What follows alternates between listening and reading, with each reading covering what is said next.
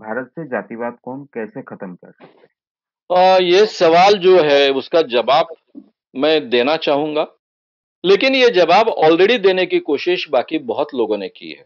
जाति व्यवस्था तब तक इस देश में से खत्म नहीं हो सकती है जब तक सब जातियाँ समान ना हो और सबको समान अवसर ना मिले। जातिगत आधार पर, संस्कारों के आधार पर, उनकी सोशल सिचुएशन के आधार पर, सामाजिक स्तर के आधार पर, उनके बारे में जो भेदभाव होता है और समान अवसर की उपलब्धता नहीं होती है, तब तक ये जाति व्यवस्था खत्म होने वाली नहीं। इसलिए हमने ये प्रयास करने चाहिए कि सभी जाति के लोग इस स्तर पर आ जाए कि सबको समान अवसर प्राप्त हो। और जब सब समान अवसर प्राप्त होगा, तो इंसान की जो प्रगति होगी, वैचारिक, आर्थिक और बाकी सभी प्रकार की उनकी जो वैचारिक प्रगति और सभी प्रकार की प्रगति होगी, तो वो प्रगति होने के बाद में इंसान में, जैसा मैंने कहा थोड़ी देर पहले, कि अंतरजातीय विवाह बड़े पैमाने पर होंगे, अंतरधर्मीय विवाह बड़े पैमाने पर होंगे और धीरे-धीरे इस जात का अस्तित्व कम होते जाएगा। आगे चलकर फिर जिसको हम रिजर्वेशन कहते हैं, उसको कोई मतलब भी नहीं बचेगा। यानी कल्पना कीजिए, आज ही कई एजुकेशनल सिस्टम में, सरकारी यंत्रणाओं में ऐसा होता है कि ओपन कैटेगरी और रिजर्व कैटेगरी में ज्यादा फर्क नहीं बचता है। ये आज की स्थिति है। 1% का फर्क बचता है। कई परीक्षाओं में ऐसा होता है। कई मुकाबलों में जहां नौकरियों का सवाल है, वहां पर ऐसा होता है। जो एग्जाम्स होती है उसमें 1% का फर्क होता है, आधे परसेंट का फर्क होता है। कल जाकर ये परसेंट ही खत्म हो जाएंगे, तो वो रिजर्वेशन को क्या मतलब बचेगा फिर? फिर तो ओपन ही हो जाएगा ना सब। तो ये अवस्था अपने आप रिजर्वेशन में भी आ सकती है। लेकिन ये कब आएगी? जब सभी, जिनको जिनको रिजर्वेशन दिया गया है, वो सभी समान स्तर पर आने के लिए बड़े पैमाने पर उनमें बदलाव होंगे, उनकी प्रगति होगी, तब ये संभव है। इसके लिए काफी समय लगेगा। हो सकता है कि आगे के 100 साल इसके लिए लग सकते हैं। हमारी अपेक्षा थी कि 60-70 सालों में ये शायद हो जाएगा, फिर रिजर्वेशन की आवश्यकता नहीं होगी। लेकिन हम पूरे ताकत से वो प्रयास नहीं कर पाए। आज भी बैकलॉग्स पूरे नहीं होते हैं।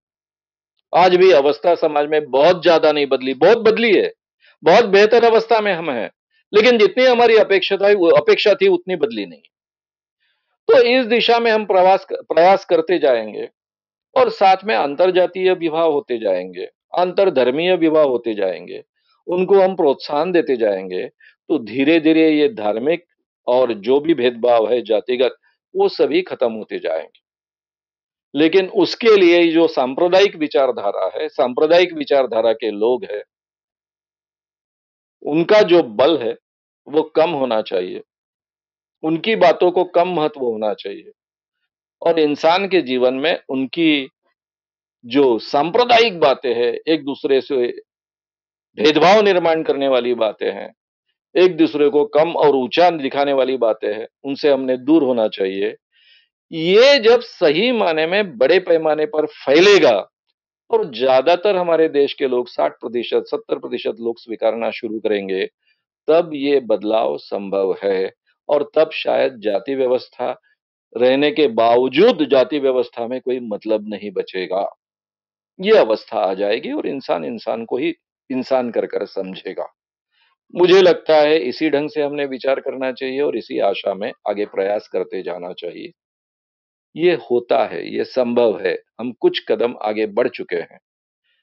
50-60 साल पहले की अवस्था और आज की अवस्था आप देखोगे, तो हम काफ़ी कदम आगे बढ़ चुके हैं, ये आपके ध्यान में आएगा और भी ज़्यादा कदम हम आगे जाएँगे।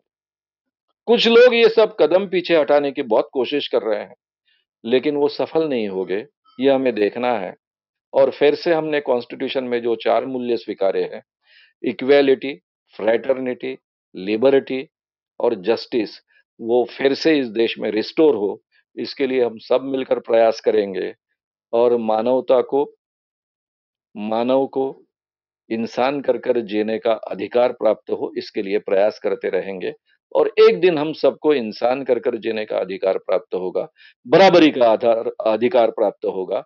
ये मानकर ही हम आगे बढ़ते रहेंगे। ये विनंती कर मैं यहाँ रुकना चाहूँगा।